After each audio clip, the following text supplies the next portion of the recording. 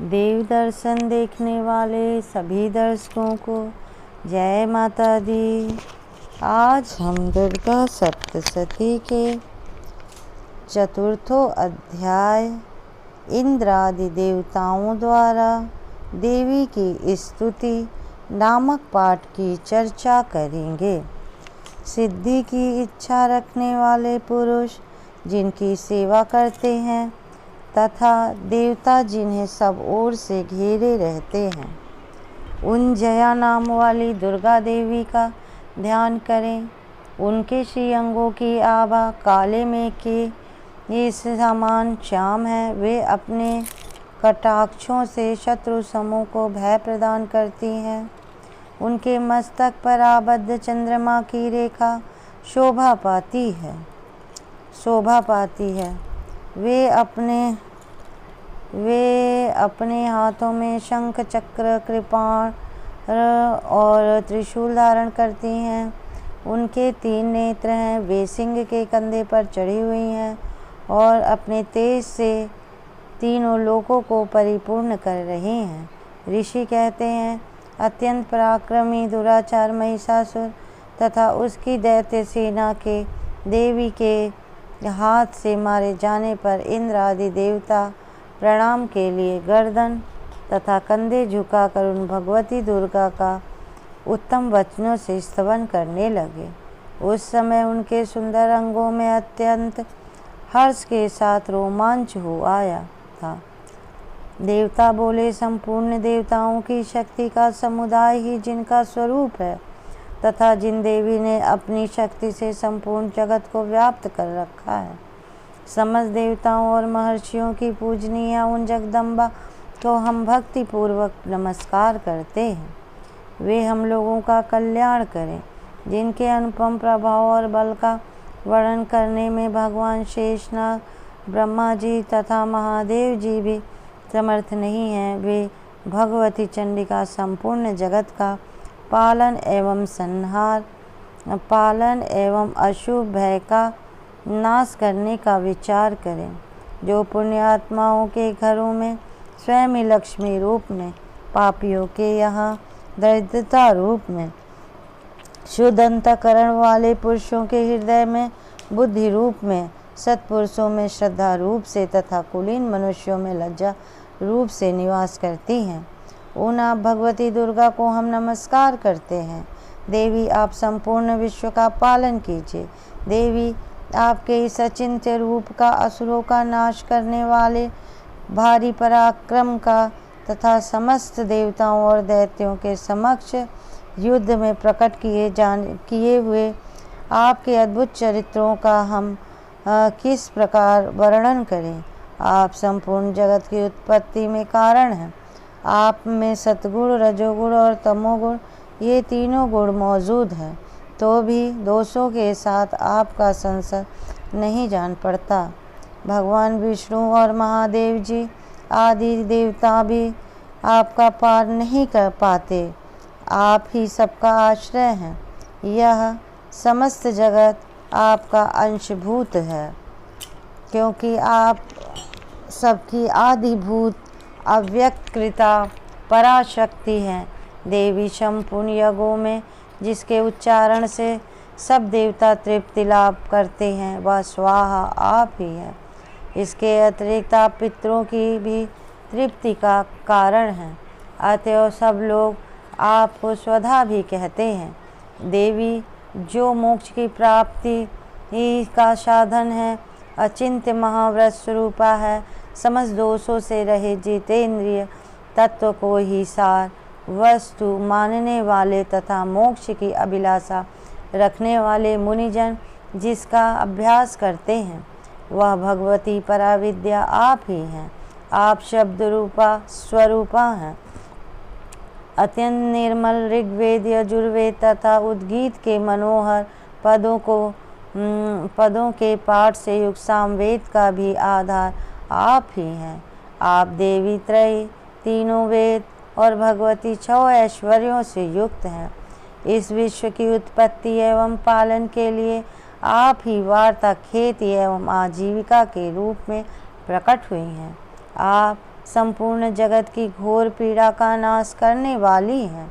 देवी, जिससे समस्त शास्त्रों के सार का ज्ञान होता है, वह मेधा शक्ति आप ही हैं। दुर्गम भवसागर से पार उतरने वाली नौका रूप दुर्गा देवी भी आप ही हैं। आपकी कहीं भी आसक्ति नहीं है। कैटभ के शत्रु भगवान विष्णु के वक्ष स्थल में एकमात्र निवास करने वाली भगवती लक्ष्मी तथा भगवान चंद्रशेखर द्वारा सम्मानित गौरी देवी भी आप ही हैं। आपका मुख सुंदर मुस्कान से सुशोभित निर्मल पूर्ण चंद्रमा के बिंब का अनुकरण करने वाला और उत्तम सुवर्ण की मनोहर कांति से कमनीय है। तो भी उसे देखकर महिषासुर को क्रोध हुआ और सहसा उसने उस पर प्रहार कर दिया। यह बड़े आश्चर्य की बात है। देवी, वही मुख जब क्रोध से युक्त होने पर उदय काल के चंद्रमा की भांति लाल और तनी हुई भौहों के कारण विकराल हो उठा, तब उसे देखकर जो महिषासुर के प्राण तुरंत ही क्यों नहीं निकल गए, यह उससे भी बढ़कर आश्चर्य की बात है। क्योंकि क्रोध में भरे हुए यमराज को देखकर भला कौन जीवित रह सकता है। देवी, आप प्रसन्न हो। परमात्मा स्वरूपा आपके प्रसन्न होने पर जगत का अभ्युदय होता है और क्रोध में भर जाने पर आप तत्काल ही कितने कुलों का सर्वनाश कर देती हैं। यह आप अभी अनुभव में आई हैं, क्योंकि महिषासुर की यह विशाल सेना क्षण भर में आपके कोप से नष्ट हो गई हैं। सदा अभ्युदय प्रदान करने वाली आप जिन पर प्रसन्न रहती हैं, वे ही देश में सम्मानित हैं। उन्हीं को धन और यश की प्राप्ति होती है। उन्हीं का धर्म कभी शिथिल नहीं होता तथा वे ही अपने हृष्टपुष्ट स्त्री पुत्र और भृत्यों के साथ धन्य माने जाते हैं। देवी, आपकी ही कृपा से पुण्यात्मा पुरुष प्रतिदिन अत्यंत श्रद्धापूर्वक सदा सब प्रकार के धर्मानुकूल कर्म करता है और उसके प्रभाव से स्वर्गलोक में जाता है। इसीलिए आप तीनों लोकों में निश्चय ही मनोवांछित फल देने वाली हैं। माँ दुर्गे, आप स्मरण करने पर सब प्राणियों का भय हर लेती हैं और स्वस्थ पुरुषों द्वारा चिंतन करने पर उन्हें परम कल्याणमयी बुद्धि प्रदान करती हैं। दुख दरिद्रता और भय हारने वाली देवी, आपके सिवा दूसरी कौन है जिसका चित्त सबका उपकार करने के लिए सदा ही दयाद्र रहता हो। देवी, इन राक्षसों के मारने से संसार को सुख मिले तथा ये राक्षस चिरकाल तक नरक में रहने के लिए भले ही पाप करते रहे हों, इस समय संग्राम में मृत्यु को प्राप्त होकर स्वर्गलोक में जाएं। निश्चय ही यही सोचकर आप शत्रुओं का वध करती हैं। आप शत्रुओं पर शस्त्रों का प्रहार क्यों करती हैं? समस्त असुरों को दृष्टिपात मात्र से ही भस्म क्यों नहीं कर देती? इसमें एक रहस्य है। ये शत्रु भी हमारे शस्त्रों से पवित्र होकर उत्तम लोकों में जाएं। इस प्रकार उनके प्रति भी आपका विचार अत्यंत उत्तम है। खड़ग के तेज पुंज की भयंकर दीप्ति से तथा आपके त्रिशूल के अग्रभाग की घनीभूत प्रभा से चौंधिया कर जो असुर की आंखें फूट नहीं गईं, उसमें कारण यही था कि वे मनोहर रश्मियों से युक्त चंद्रमा के समान आनंद प्रदान करने वाले आपके इस सुंदर मुख का दर्शन करते थे।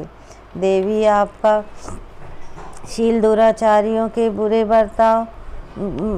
बर्ताव को दूर करने वाला है। साथ ही यह रूप ऐसा है जो कभी चिंतन में भी नहीं आ सकता, और जिसकी कभी दूसरों से तुलना भी नहीं हो सकती। तथा आपका बल और पराक्रम उन दैत्यों का भी नाश करने वाला है जो कभी देवताओं के पराक्रम को भी नष्ट कर चुके हैं। इस प्रकार आपके शत्रुओं पर आपकी दया ही प्रकट की है।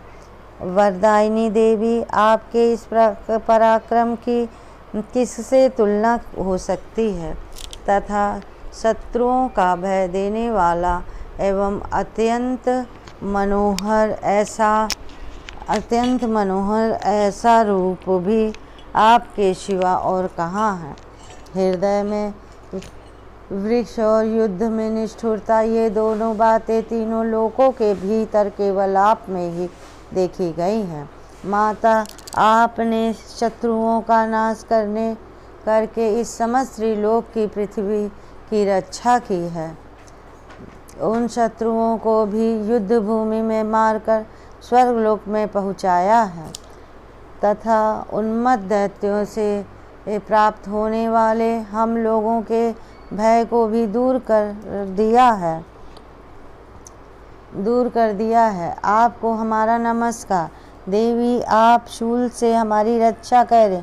अंबिके, आप खड्ग से हमारी रक्षा करें तथा घंटा की ध्वनि और धनुष की टंकार से भी हम लोगों की रक्षा करें। चंडिके, पूरब, पश्चिम और दक्षिण दिशा से आप हमारी रक्षा करें तथा ईश्वरीय, अपने त्रिशूल को घुमाकर आप उत्तर दिशा में भी हमारी रक्षा करें।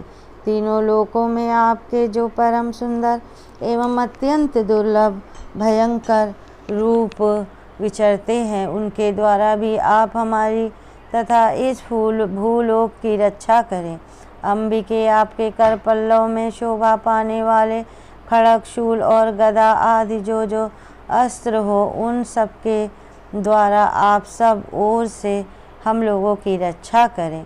ऋषि कहते हैं, इस प्रकार जब देवताओं ने जगन माता दुर्गा की स्तुति की और नंदन वन के दिव्य पुष्पों एवं गंध चंदन आदि के द्वारा उनका पूजन किया, फिर उस सब ने मिलकर जब भक्ति पूर्वक दिव्य धूपों की सुगंध निवेदन की, तब देवी ने प्रसन्न वदन होकर प्रणाम करते हुए सब देवताओं से कहा।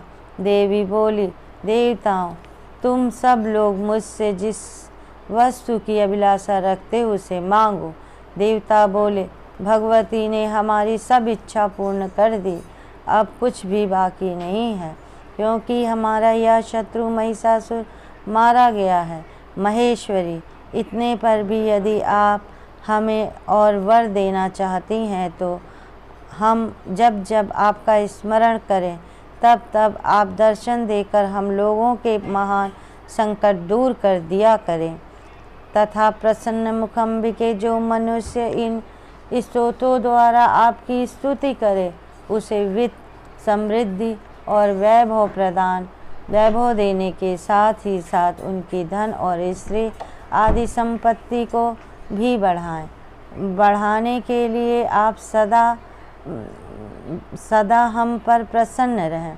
ऋषि कहते हैं, राजन, देवताओं ने जब आपने तथा जगत के कल्याण के लिए भद्रकाली देवी को इस प्रकार प्रसन्न किया, तब वे तथास्तु कहकर वहीं अंतर्ध्यान हो गए। भूपाल, इस प्रकार पूर्व काल में तीनों लोकों का हित चाहने वाली देवी जिस प्रकार देवताओं के शरीरों में प्रकट हुई थी, वह सब कथा मैंने कह सुनाई। अब पुनः देवताओं का उपकार करने वाली वे देवी दुष्ट दैत्यों तथा शुम निशुम का वध करने एवं सब लोकों की रक्षा करने के लिए गौरी देवी के शरीर से जिस प्रकार प्रकट हुई थी, वह सब प्रसंग मेरे मुँह से सुनो। मैं उसका तुमसे यथावत वर्णन करता हूँ। इस प्रकार श्री मार्कंडेय पुराण में सावर्णिक मनवंतर की कथा के अंतर्गत देवी महात्म्य शुक्रादि स्तुति नामक चौथा अध्याय पूर्ण हुआ। आप इस पाठ को स्वयं पढ़ाएं और दूसरों को सुनाएं। इससे आपका दैविक भौतिक उन्नति होगी। यदि आप ऐसा नहीं कर सकते हैं तो आप मेरा वीडियो खोलकर भगवती की चर्चा करें, सुने और सुनाएं। इससे आपका सर्व कल्याण होगा। यदि आपको मेरा ये वीडियो पसंद आता है तो इसे लाइक करें, शेयर करें, सब्सक्राइब करें। जय माता दी।